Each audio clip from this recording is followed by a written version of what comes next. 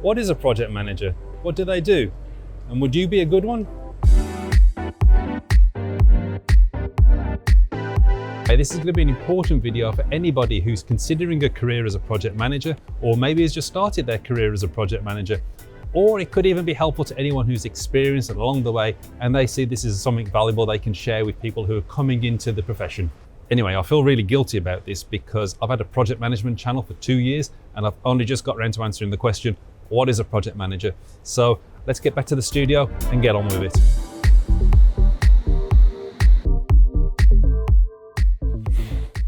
Before we get into the book definitions, I asked my network what they thought a project manager was and how they would describe the role to a child. And the responses were quite interesting. A PM is like the driver of a family trip. I attend meetings and I pretend I know what I'm doing. I manage chaos and restore order to people's work. I like this one.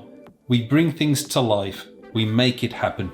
I talk to people all day. Somebody comes to us with their wishes and we bring it to life, but they have to pay for it. I'm part of a team that build things and I think about how much, how long and how good.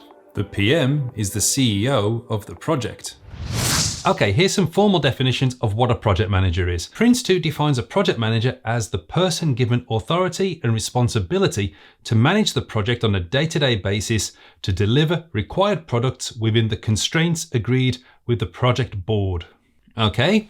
PMI says it's the person assigned by the organization to lead the team that is responsible for achieving the project objectives.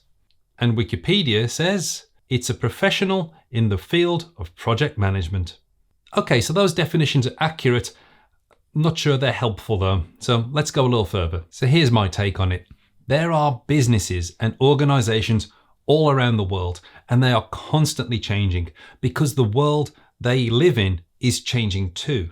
New laws and regulations, new trends and interests, new technologies and ways of working, and old truths being reborn into new ideas. Organizations have to evolve and they have to change because if they don't, they'll stagnate and they'll disappear. These organizations need people to make those changes happen. And if they've got a simple, small change of some sort and they've got a person sitting around with a little bit of capacity and they've got the right skills, maybe they can jump in and make a few minor changes. But if the change is more challenging, if it's more complex, if it's got lots of people with lots of inputs coming into it and multiple teams contributing, if it has high risk or high costs, or the change itself is somehow significant, then you may need to have more dedicated resources working on this. And in that case, the organization would be wise to appoint somebody who specializes in the delivery of projects. The leadership of the organization would appoint somebody and delegate their power and authority to them to go out into the organization and to start to deliver that change.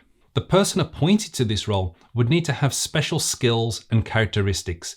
They would need to be the kind of person who can identify very clearly what needs to be done, who by, and when. They would need to be able to track and report progress in a very clear way, and they'd need to be able to identify threats and opportunities that could change their plans. They would need to be a problem solver who is capable of managing themselves, managing a team, and possibly managing or influencing people from all across the organization to make sure that the things that they need get done. That's the person, the project manager. That's their characteristics.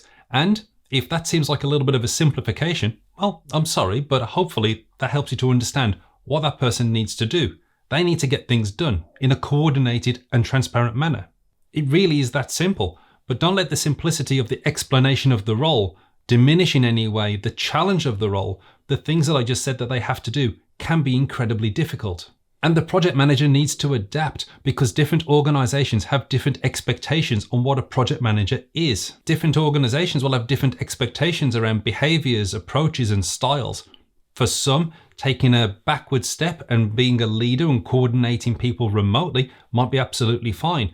Other organizations will expect the project manager to get really hands-on and get into the detail and maybe even start to build and create things. Some organizations will favor people who have a bulldozer-like personality who go smashing through obstacles and get change delivered, where others will prefer a style more like a surgeon where careful, cautious changes are made. Some organizations need charismatic leaders who can influence change with powerful messaging. Other organizations may want a more quiet, analytical project manager who doesn't ruffle too many feathers. And that's part of the challenge for a project manager. You won't know exactly what kind of project manager your organization's looking for until you get started. The interview process might offer some clues, but it's not really until you get your boots on the ground that you find out. But whatever style the organizations prefer, there are some standard characteristics that they will look for.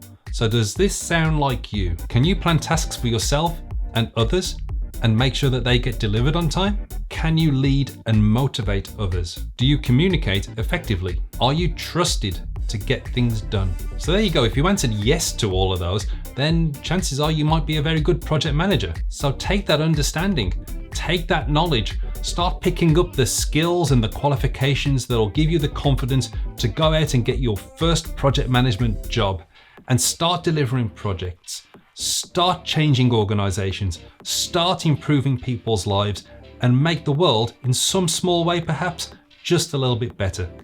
And if you want to know a little bit more about that, then check out this video here, because I think it'll make you smile.